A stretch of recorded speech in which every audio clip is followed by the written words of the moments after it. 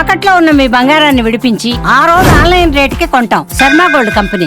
నీ ఫ్రెండ్స్ బాగా చదివి ప్రభుత్వ ఉద్యోగాలు సంపాదిస్తే నువ్వు మాత్రం పనికి మాలిన బిజినెస్ అంటూ టైం వేస్ట్ చేసుకుంటున్నావు. ఇంటికి శనిలా పట్టాడు. ఇల్లు కుదవ పెట్టి మనల్ని నిండా ముంచుతాడు. ఆస్తిలో విడికి చిల్లి గవ్వ కూడా ఇవ్వద్దు అని తోపుట్టువులనే మాటలు వింటూ బాధపడ్డాడు. కట్ చేస్తే ఆ వ్యాపారంతోనే కోట్లు సంపాదిస్తున్నాడు.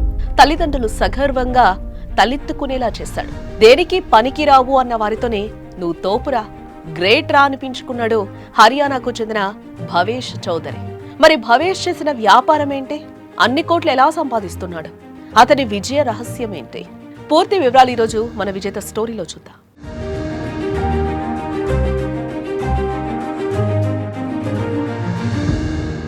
క్యాంటీన్ లో ప్లేట్లు కడిగిన సంజిత్ కొండ ఇప్పుడు కోట్ల రూపాయల వ్యాపారం చేస్తున్నాడు. గేదెల షెడ్డు వేసిన ఎంఎస్సీ స్టూడెంట్ అక్షయ్ ఇవాళ బెంజ్ కార్లో తిరుగుతున్నాడు. 3 అడుగులు ఎత్తు కూడా లేని ఆర్తి డోగ్రి ఐఏఎస్ కొట్టి రాజస్థాన్నే వణికిస్తోంది. మహిళా పోలీసుకు భర్త సెల్యూట్ చేస్తే అవమానం అనుకొని ఐపీఎస్ చదివి మహారాష్ట్రలో అంబిక సూపర్ పోలీసుగా మారింది. వీళ్ళంతా మన చుట్టే ఉన్నారు, కానీ వీళ్ళ కథలే మనకు తెలియవు. కృషితో ఋషులుగా మారిన వీరి స్ఫూర్తినిచ్చే కథలు ఇప్పుడు మీరు సుమన్ టీవీ విజేతలు చూడండి. సక్సెస్ స్టోరీస్ కి care of address Suman TV విజేత. రాజస్థాన్లోని అసల్వాస్ గ్రామంలో పుట్టిన భావేష్ చౌదరి హర్యానాలో పెరిగాడు. చిన్నప్పటి నుంచి చదువులో ఫస్ట్ ఉండేవాడు భవేష్. బీఎస్సీ మధ్యలోనే ఆపేశాడు. అతని స్నేహితులు డిగ్రీలు పూర్తి చేసి మంచి ఉద్యోగాలు స్థిరపడ్డారు. భవేష్ కుటుంబంలో చాలా మంది ఆర్మీలో ఉన్నారు. భవేష్ కూడా చదువు ఆపేసి ఆర్మీలో జాయిన్ అవుతాడని భావించారు. కానీ అతను మాత్రం ఉద్యోగం వద్దు, వ్యాపారం చేస్తానని చెప్పాడు. డిగ్రీ పూర్తి చేసి ఏదైనా ఉద్యోగంలో చేరు లేదా ఆర్మీకి వెళ్ళు, అంతేకాని పనికి మాలిన బిజినెస్ అంటే డబ్బులు వృధా చేస్తున్నావంటూ కుటుంబ సభ్యులు సీరియస్ అయ్యారు. కానీ భవేష్ మాత్రం వాళ్ల మాటలు పట్టించుకోలేదు. ఏదైనా ఆన్లైన్ బిజినెస్ చెయ్యాలని అనుకున్నాడు. కానీ ఏం చేయాలో అర్థం కాలేదు. టైం వేస్ట్ అవుతుంది. అమ్మా నాన్న ఇచ్చిన డబ్బు ఖర్చు అవుతుంది. తన కాలేజ్ రోజులు గుర్తుకొచ్చాయి. తన స్నేహితులు గ్రామం నుంచి తీసుకువెళ్లే స్వచ్ఛమైన నెయ్యి చాలా ఇష్టంగా వాడేవారు. ప్రతిసారి ఇంటికి వెళ్తే నెయ్యి తీసుకురా ప్లీజ్ అని అడిగేవారు. సిటీలో స్వచ్ఛమైన పల్లెటూరు నెయ్యికి ఎంత డిమాండ్ ఉందో భవేష్కి అర్థమైంది. కల్తీ లేని దేశీ నెయ్యి అంటే ప్రజలు ఎంతో ఇష్టపడతారు.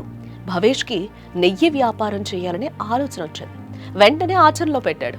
3000 పెట్టుబడితో గ్రామంలో ఉంటూ కసుతం బిలోనా ఘీ పేరుతో తన వ్యాపారాన్ని ప్రారంభించాడు. సంప్రదాయ పద్ధతిలో తయారు చేసిన A2 నెయ్యిని అమ్ముతూ కోట్ల వ్యాపార సామ్రాజ్యాన్ని స్థాపించాడు. భవేష్ చౌదరికి కసుతం బిలోనా ఘీ వ్యాపారంలో లాభాలంత సులువుగా వెంటనే రావు. మొదట నెయ్యి బిజినెస్ పెడతా అంటే కుటుంబ సభ్యులు, స్నేహితులు, ఊళ్ళో వాళ్ళంతా వెక్కిరించారు. బిఎస్సీ చదివి నెయ్యి అమ్ముకుంటావా అంటూ హేళన చేశారు. అడుగు ముందుకు వేశా. ఇక వెనక్కి తగ్గేదేలే అనుకున్నాడు. అమ్మ డ్రైవింగ్ లైసెన్స్ కోసం ఇచ్చిన 3000 రూపాయలు ఇంట్లో వాళ్లకు తెలియకుండా నెయ్యి వ్యాపారానికి కావలసిన కుండలు, ఇతర మెటీరియల్స్ అన్ని కొన్నాడు. బిలోనా పద్ధతిలో ఆవు పాలతో నెయ్యి తయారు చేయడం ప్రారంభించాడు. ఆ సమయంలో భవేష్ కి ఎవరూ ఆర్థిక సాయం గాని, మాట సహాయం గాని చేసేవాళ్లు కాదు. పైగా తాను చేస్తానన్న వ్యాపారం నడవదు అంటూ నిరుత్సాహపరిచేవారు. జనాలన్నట్లు భవేష్ ప్రారంభించిన నెయ్యి వ్యాపారం అస్సలు సాగలేదు. దాంతో నా పని అయిపోయిందిరా బాబోయ్ అనుకున్న సమయంలోనే సోషల్ మీడియాను ఫాలో అయ్యాడు. యూట్యూబ్ చూస్తూ సంప్రదాయ నెయ్యి తయారీ పద్ధతులు తెలుసుకున్నాడు.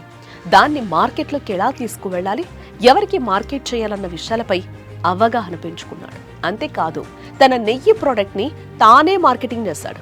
పల్లెటూళ్లలో ఎన్నో ఏళ్ల నుంచి వస్తున్న సంప్రదాయ పద్ధతి ద్వారా నెయ్యి చేస్తున్న వీడియోలను సోషల్ మీడియాలో అప్లోడ్ చేయడం ప్రారంభించాడు. క్రమంగా భవేష్ తయారు చేసే స్వచ్ఛమైన దేశీ నెయ్యి వేల మంది కస్టమర్ల నమ్మకాన్ని గెలుచుకుంది. కసుతం బిలోనా నెయ్యి ద్వారా ప్రజలకు స్వచ్ఛమైన సంప్రదాయ ఆహారాన్ని రుచి చూపించాడు. ప్రతి నెల 70 లక్షలు సంపాదిస్తున్నాడు. 3000తో ప్రారంభమైన వ్యాపారం 8 కోట్లయింది. భావేష్ చౌదరి తన సక్సెస్ గురించి ఏమంటున్నాడంటే, కఠోర శ్రమ, అంకిత భావం, సరైన వ్యూహం ఉంటే ఎప్పుడైనా ఎక్కడైనా విజయం సాధించవచ్చు.